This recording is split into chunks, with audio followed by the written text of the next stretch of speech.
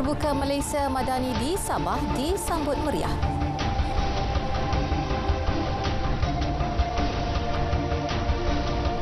Assalamualaikum dan salam Malaysia Madani. Kira lebih 20,000 masyarakat sekitar Kota Kinabalu hadir memeriahkan Majlis Rumah Terbuka Malaysia Madani anjuran Kerajaan Negeri Sabah sempena sambutan Hari Raya Aidilfitri 2023 dan program diadakan di Pusat Konvensyen Antarabangsa Sabah SICC Kota Kinabalu bermula 10 pagi hingga 2 petang ini. Jadi untuk mengetahui lebih lanjut kita bersama Magdalena Depo di sana. Silakan Magdalena.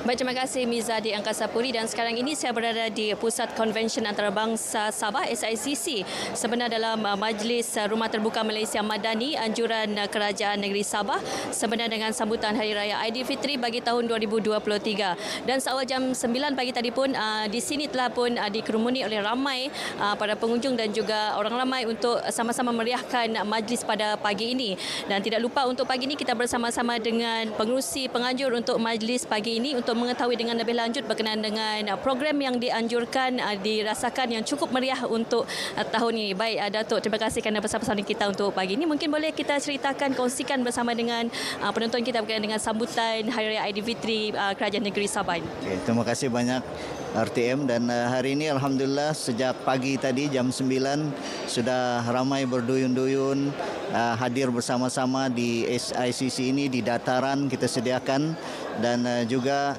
kita bersyukur pada tahun ini kita dapat mengadakan program sambutan Aidilfitri secara berskala besar dan Alhamdulillah sambutan Rumah Terbuka Aidilfitri Malaysia Madani ini dapat dihadiri oleh Tuan Yang Terutama Yang di-Pertuan Negeri Sabah dan yang amat berbahagia Tuan Puan dan kita juga berbesar hati dan berbahagia menerima kunjungan bersama yang amat berhormat Perdana Menteri kita Datuk Seri Anwar Ibrahim yang bersama-sama pada majlis ini. Alhamdulillah kita berharap Aidilfitri, sambutan Aidilfitri Malaysia Madani di Negeri Sabah, anjuran Kerajaan Negeri Sabah ini akan dapat menjadi wadah untuk kita mengeratkan silaturahim dan yang sangat penting dihadiri juga oleh rakan-rakan kita yang lain agar dengan itu kita dapat menjalin harmoni, perpaduan di kalangan kita di Negeri Sabah dan juga di negara kita yang tercinta ini.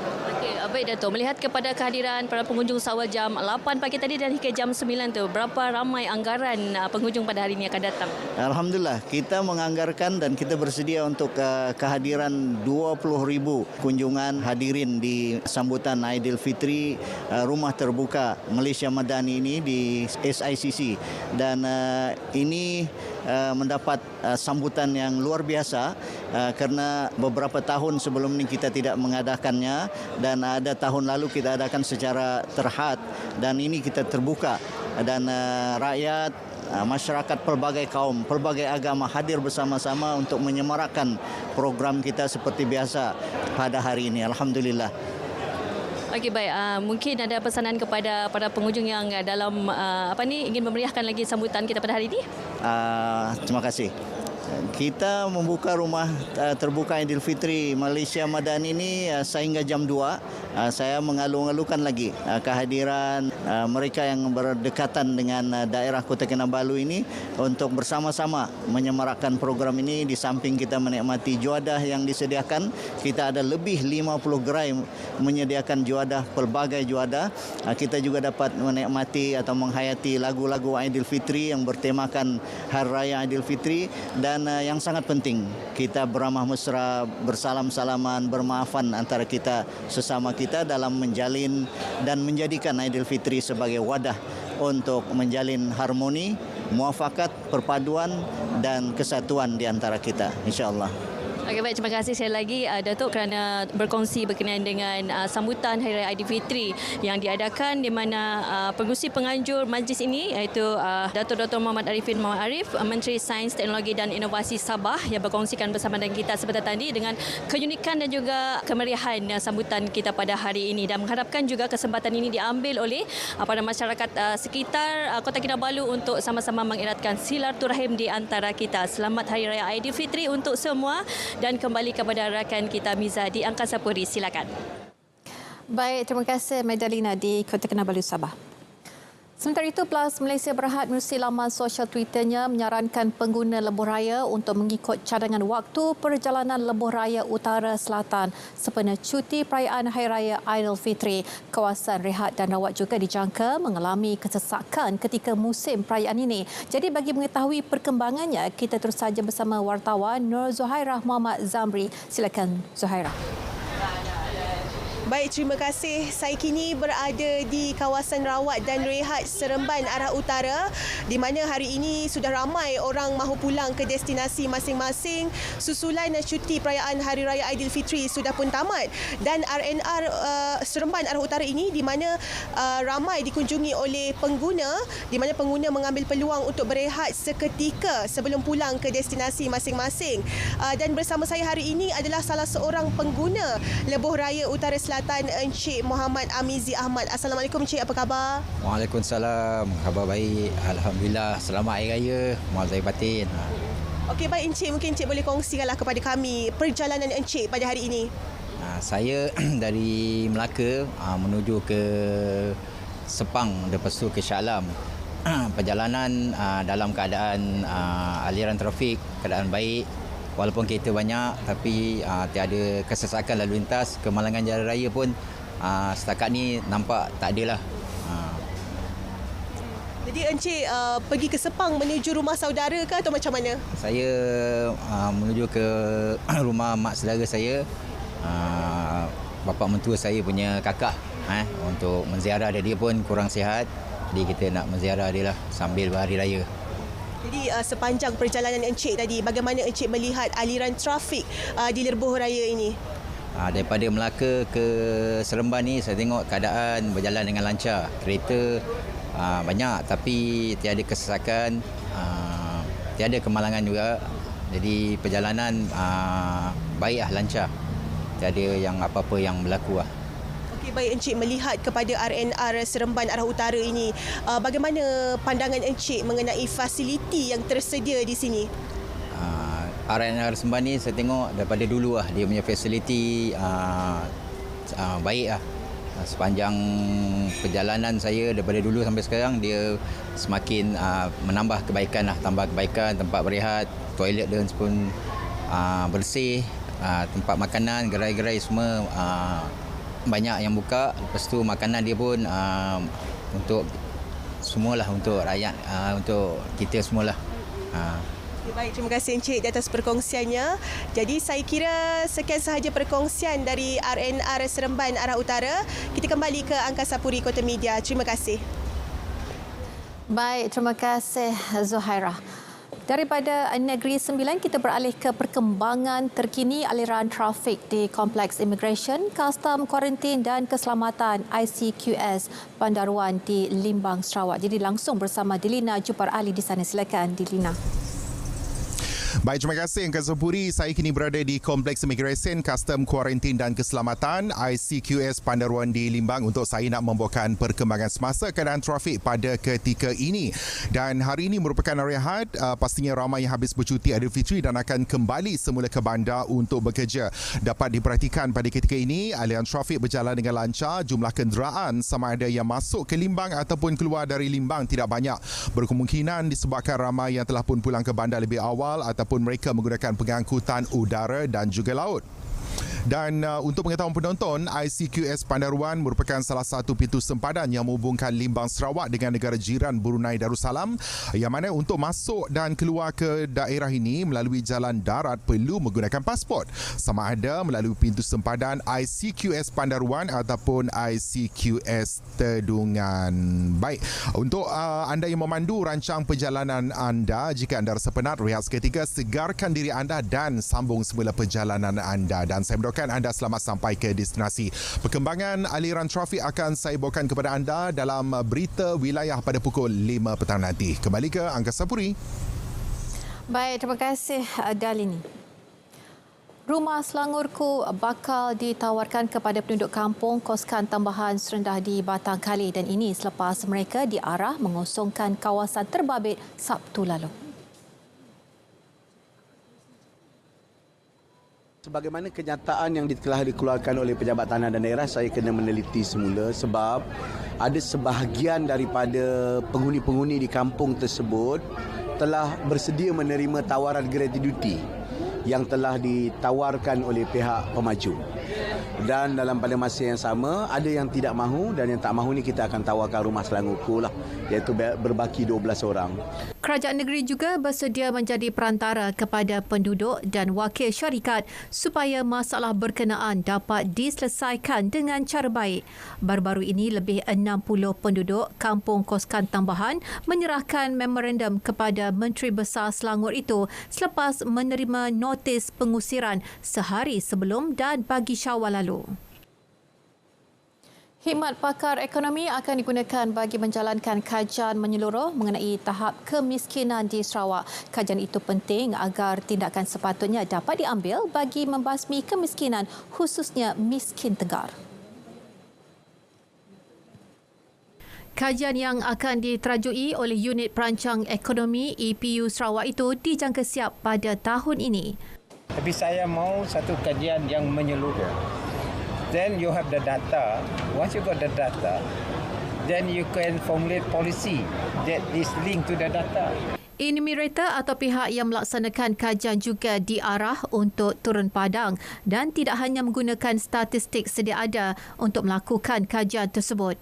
Beliau berkata demikian selepas diminta mengulas kenyataan Perdana Menteri yang ingin menoktahkan kemiskinan tegar di negara ini. Keselamatan dan kesihatan pekerja adalah komponen penting dalam persekitaran kerja yang baik. Risiko kemalangan pekerjaan bukan sahaja boleh menjejaskan produktiviti syarikat tetapi turut berpotensi mempengaruhi aspek sosial, ekonomi dan pendapatan negara. Kemalangan boleh berlaku di mana-mana saja jika tidak dicegah. Dan biasanya kemalangan akan berlaku bila wujudnya bahaya yang memberi risiko kepada pekerja dan mungkin boleh mengakibatkan kecederaan maut dan juga kecederaan serius kepada badan. Jabatan Keselamatan dan Kesihatan Pekerjaan JKKP juga sentiasa membuat pemantauan audit penguatkuasaan secara berterusan di tempat kerja bagi memastikan kesedaran majikan dan pekerja berada pada tahap sepatutnya. Pada pemeriksaan audit pemantauan yang kita jalankan, kita dapati 81% daripada jumlah tempat kerja yang kita audit itu telah mencapai tahap pemantauan sehingga grade C sekurang-kurangnya, memuaskan A, B dan C. Okay. Seorang suri rumah mengaku tidak bersalah di Mahkamah Session Johor Bahru atas tuduhan mengabaikan kanak-kanak asuhannya sehingga menyebabkan kecederaan 21 Mac lalu. Tertuduh Nur Huzaimah Herman, 31 tahun, membuat pengakuan itu di hadapan Hakim Datuk Ahmad Kamal Arifin Ismail. Tertuduh didakwa mengabaikan seorang kanak-kanak berusia 3 tahun sehingga menyebabkan kecederaan di rumahnya di PPR Taman Pelangi Indah, Johor Bahru. Ibu 4 orang anak itu dituduh mengikut Seksyen 31/1/A Akta Kanak-Kanak 2001 yang memperuntukkan penjara maksimum 20 tahun atau denda RM50,000 atau kedua-duanya sekali. Tertuduh yang hadir memakai baju kurung kelihatan menangis ketika prosiding. 3 Julai ditetapkan tarikh serahan dokumen. Bakal jemaah haji disaran mempersiapkan diri dengan sebaiknya kerana ibadat haji adalah perjalanan rohani yang memerlukan kekuatan fizikal, emosi dan ilmu pengetahuan yang lengkap dan ini bagi memastikan proses ibadat berjalan lancar seterusnya mendapat haji yang mabrur. Pemangku Raja Perlis Tuanku Said Faizuddin Putra Jamlulai menzahirkan ucapan tahniah kepada semua yang telah menerima jemputan untuk menunaikan ibadat haji pada tahun ini. Baginda turut menzahirkan terima kasih kepada pihak tabung haji atas usaha untuk menganjurkan kursus-kursus secara fizikal dan secara dalam talian sebagai persediaan rohani untuk semua bakal haji. Demikian titah baginda di Dewan Ilmu Universiti Malaysia Perlis UNIMAP Pauh Putra. Saksikan sambutan Hari Pekerja 2023 yang akan disempurnakan oleh Perdana Menteri Yang Amat Berhormat Datuk Seri Anwar Ibrahim secara langsung dari Pusat Konvensyen Antarabangsa Putrajaya pada hari Isnin 1 Mei 2023 11.30 pagi hanya di TV1, saluran berita RTM dan RTM Klik. Pekerja Pemangkin Wadah Malaysia Madani.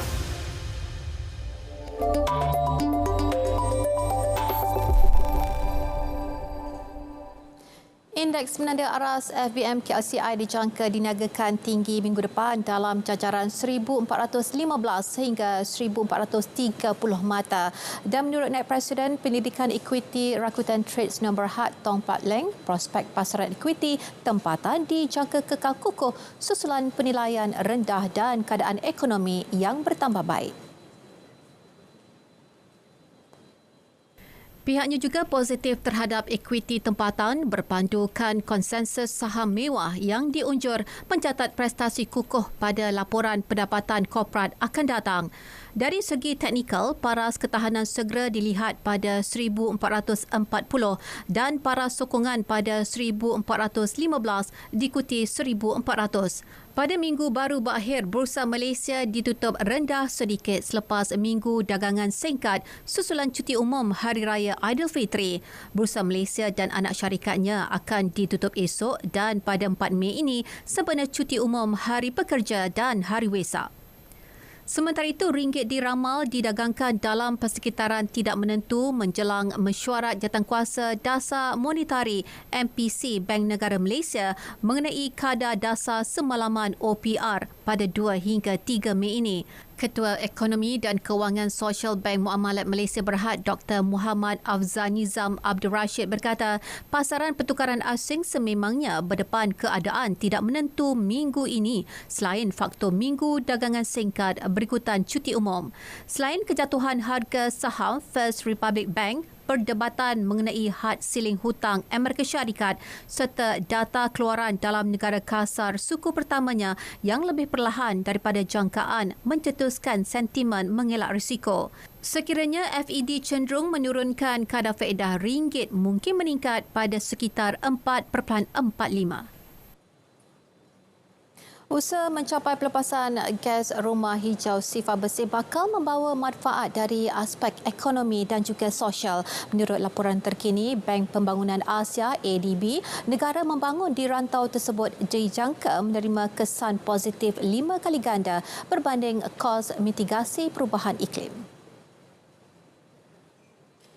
Menerusi polisi tepat negara terlibat berpotensi mengelak kerugian berkaitan perubahan iklim termasuk menerusi dasar harga karbon. Correct price signals are needed by carbon pricing and reforms to fossil fuel subsidies. Second, adequate regulation, finance and incentives are needed to facilitate decarbonization. Third, mechanisms are needed to ensure fairness across countries and within countries. Rantau Asia dijangka membelanjakan 1% daripada KDNK ke arah mencapai matlamat menurunkan paras pemanasan global sebanyak 2 Celsius seperti digariskan Perjanjian Paris.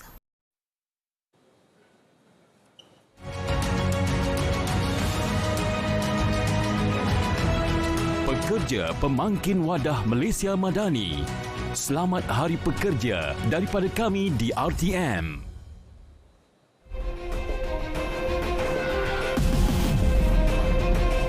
Angkatan Tentera Sudan dakwa pihaknya telah berjaya menggagalkan percubaan pasukan separa tentera RSF untuk merampas kuasa. Angkatan Tentera Sudan dalam satu kenyataan memaklumkan semua percubaan pemberontak dan usaha RSF mempromosi projek mereka dengan memalsukan fakta telah gagal.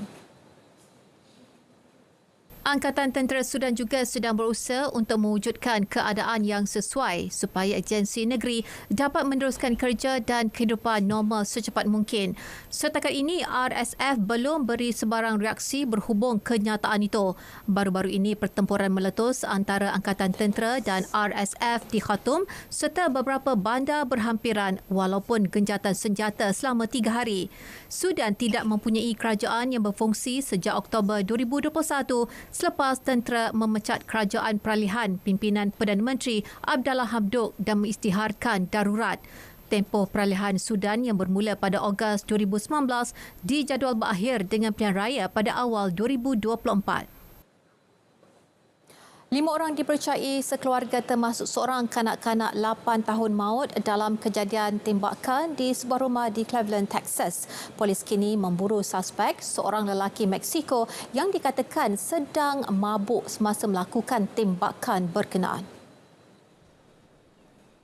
Mayat mangsa yang berusia antara 8 hingga 40 tahun ditemukan bergelimpangan dari pintu hadapan hingga ke bilik tidur di mana 2 lagi mayat wanita ditemui terbaring di atas 2 bayi yang terselamat dalam tragedi itu. Semua mangsa ditembak di bahagian tengkuk dengan kebanyakan tembakan disasarkan ke kepala. Pihak polis menerima panggilan kecemasan kira-kira pukul 11.30 malam. Apabila sampai di lokasi kejadian, polis mendapati semua mangsa telah mati ditembak. Pejabat Syarif berkata mereka percaya penembak sudah meninggalkan wilayah itu. Penduduk setempat diminta jangan keluar rumah sehingga suspek ditahan. Twitter akan memperkenalkan pilihan yang membenarkan saluran media mengenakan bayaran kepada pengguna yang sekali-sekala berhasrat untuk membaca artikel. Platform ini akan membolehkan penerbit media mengenakan bayaran kepada pengguna pada setiap artikel dengan satu klik. Ketua Pegawai Eksekutif Platform Media Sosial Elon Musk berkata pilihan itu memerlukan pengguna yang tidak mendaftar untuk langganan bulanan membayar harga yang lebih mahal bagi setiap artikel jika mahu baca artikel. Bakal dilancarkan pada bulan depan, beliau berkata fungsi baharu itu untuk memberikan situasi menang-menang kepada media dan pengguna.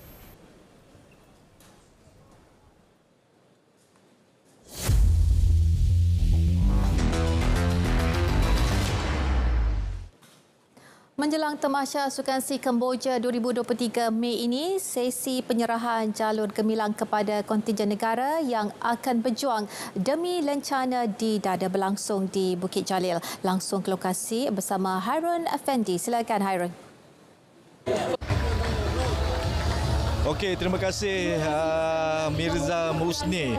Jadi hari ini berlangsungnya majlis penyerahan jalur gemilang kontingen Malaysia ke Tamasya Sukan Si ke-32 Kamboja 2023. Kontingen Malaysia yang dibarisi 914 atlet dan pegawai bakal menyertai 34 jenis sukan yang dipertandingkan pada edisi Sukan Si kali ini. Dengan itu, secara rasminya jaguh karate negara R. Sharmendran telah dipilih untuk menjadi pembawa jalur gemilang di Tamasya Sukan Si edisi ke-32 yang bermula 5 hingga 17 Mei ini. Jadi bersama saya ketika ini pengarah bahagian atlet Jeffrey Ngadirin. Jadi terima kasih Encik Ngadirin kerana sudi bersama saya. Jadi baik Encik Ngadirin mungkin boleh kongsikan sedikit berkenaan program atau majlis penyerahan jalur gemilang pada hari ini. Majlis penyerahan jalur gemilang hari ini telah diselenggarakan oleh YB Menteri dan secara rasminya kontingen negara telah diberi amanah untuk berjuang membawa cabaran negara ke Tamasya Sukan Si ke-32 di Kamboja, dan kita harap dengan berakhir majlis hari ini para atlet akan terus bersedia untuk menghadapi cabaran di Sukan Si nanti. Okey, jadi mungkin Encik Jeffrey boleh melihat persediaan yang dilakukan semua atlet yang bakal beraksi pada Sukan Si kali ini.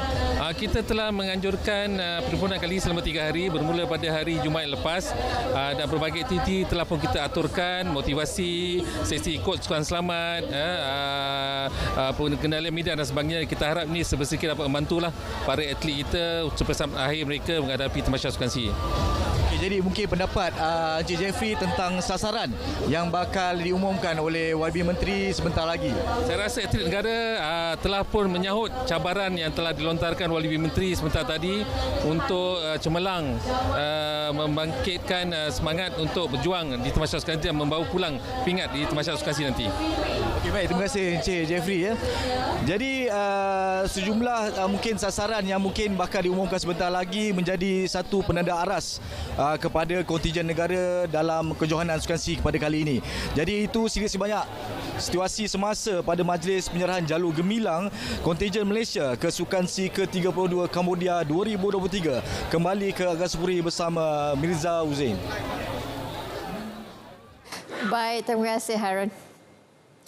Senarai skuad utama bawah 22 tahun kesukan SEA Kemboja belum diputuskan. Ketua Jurulatih bawah 22 negara Elavarasan masih berteka-teki mengenai pasukan yang akan menggalas cabaran negara di Phnom Penh. Elavarasan hanya akan memutamatkan nama 20 daripada 25 senarai pemain yang dipanggil menyertai kem latihan pusat ke Tamasya itu sebelum berlepas ke Kemboja pada Selasa ini. Menyentuh mengenai perkembangan kem latihan pusat diadakan, beliau berpuas hati apabila kebanyakan pemain yang dipanggil telah melaporkan diri. Skuad Harimau Muda akan membuka tirai saingan kumpulan B bertemu Laos pada Rabu, diikuti Thailand pada 6 Mei, Vietnam 8 Mei sebelum menutup saingan peringkat kumpulan bertemu Singapura pada 11 Mei. Jika pasukan negara berjaya melepasi peringkat kumpulan, mereka akan beraksi di pusingan separuh akhir pada 13 Mei dan aksi final serta penentuan tempat ketiga dan keempat berlangsung pada 16 Mei. Kali terakhir Malaysia merangkul emas adalah pada edisi 2011 di Jakarta menundukkan pasukan tuan rumah. Presiden Persatuan Badminton Malaysia BAM Tan Sri Mohamad Norzah Zakaria dipilih sebagai Presiden Kehormat Badminton Asia BA bagi penggal 2023 hingga 2027. Menurut BAM, pelantikan Tan Sri Mohamad Norzah sebagai mengiktiraf jasa dan sumbangan besar beliau kepada sukan itu di peringkat Asia. Pemilihan diumumkan Presiden baharu BA Kim Jong-soo dari Korea Selatan selepas persetujuan sebulat suara daripada perwakilan dan barisan kepimpinan BA pada mesyuarat agung tahunan di Dubai semalam. Tan Sri Norzah menjadi rakyat Malaysia pertama yang menyandang jawatan Presiden Kehormat BA. Menurut Timbalan Presiden BAM Datuk V. Subramaniam, pelantikan itu secara tidak langsung memberi nilai tambah kepada BA berdasarkan pengalaman dan pengetahuan Tan Sri Norzah dalam bidang pemasaran, penajaan, penganjuran acara dan pembangunan badminton. BAM menyambut baik pelantikan itu dan mengucapkan tahniah kepada Tan Sri Norzah bagi pihak majlis BAM dan semua ahli gabungannya.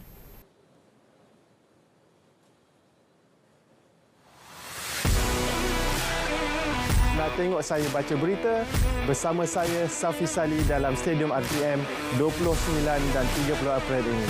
RTM, teman setia.